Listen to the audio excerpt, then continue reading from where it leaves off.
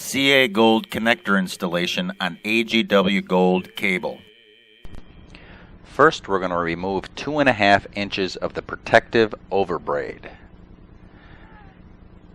Start by cutting a couple strands of the protective overbraid, being careful not to nick or cut any of the braid wire underneath. Then balloon out the protective overbraid and cut the rest of the strands.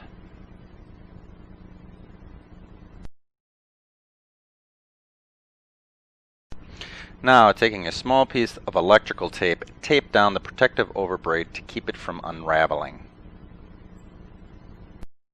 Next, take our stainless steel tube sanding tool and slide it on the cable between the braid wire and the spacer material. Work it in approximately 3 inches. Then, taking your fine grit emery paper, starting about 1 inch from the end of the braid wire, sanding all the way around the circumference of the cable, abrade the braid wire. You have to abrade all the strands in order to get a good electrical connection, because each strand is coated in a plastic type material. Do not oversand, because then you could damage the braid wire. Next, we're going to remove 1¼ inch of the braid wire. Cut a couple strands, being careful not to nick the center conductor. Balloon out the braid wire, and then cut the rest of the strands. Be careful not to nick the red insulating material on the center conductor. Now we're going to slide the braid wire back 2 inches, and we're going to remove 1 7/8 of the Teflon spiral spacer material. Unwind the spacer and remove it. Be careful not to nick the thin Teflon insulating material on the center conductor. Now slide your braid wire back towards the end of the cable.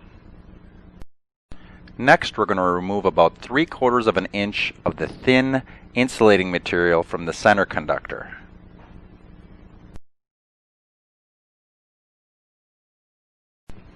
Then we will slide on our coupling ring, making sure that we put the shoulder part of the coupling ring onto the cable first. Then we'll slide on our outer crimp ferrule or shield ferrule.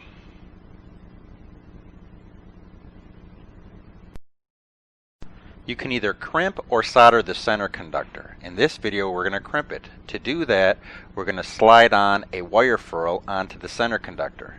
Slide it down until it just touches the red insulating material of the center conductor. If you want to solder the center conductor, do not use the wire ferrule and refer to the soldering techniques described in the JMPU connector video.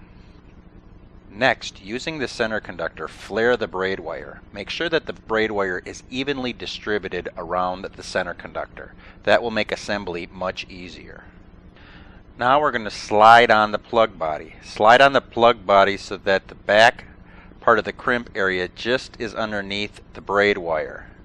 Then slide up your crimp ferrule so that it just slaps the back part of the connector. Then push the plug body into the crimp ferrule until the back shoulder of the plug body is snug to the crimp ferrule. Now we're going to check to see that we have 3/8 of the wire ferrule sticking out of the pin. That's not counting the wire sticking out of the end of the wire ferrule, just the wire ferrule. In this case, we only have 1/4 inch, so we'll need to remove more of the shield wire. Slide the plug out of the crimp ferrule, slide your crimp ferrule back, and remove about another 1/8 inch of your braid wire. Again, being careful not to nick the thin red insulating material on the center conductor. Now we'll go back to the flaring procedure. Again, using your center conductor, we're going to flare the braid wire, making sure it's evenly distributed around the center conductor. Then slide on the plug body until the backside just gets under the braid wire. Then slide up our crimp furl so that it just laps the back part of the connector. And then push our connector into the crimp furl until it's snug to the back shoulder of the plug. Now we'll check again that we have 3/8 of the wire furl sticking out past the end of the pin, and we do. The reason we make sure that 3/8 of an inch of the wire furl is sticking out past the end of the pin is to make sure that part of the insulating material of the center conductor gets up into the pin. Next, we're going to crimp the outer crimp furl using a .255 hexagonal crimp with a cycling crimp tool.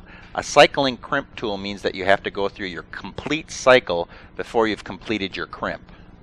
Make sure that your crimp furl stays snug to the back shoulder of your plug body through the crimping process.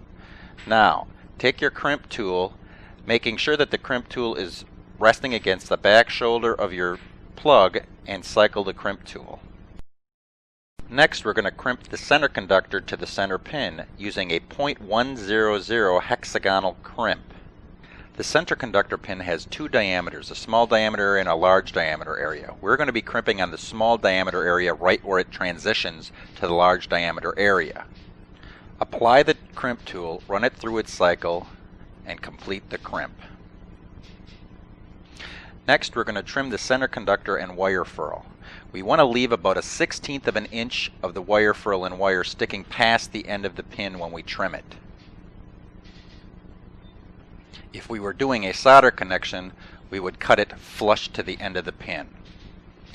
Next, we want to thread up our coupling ring and thread it onto the plug body.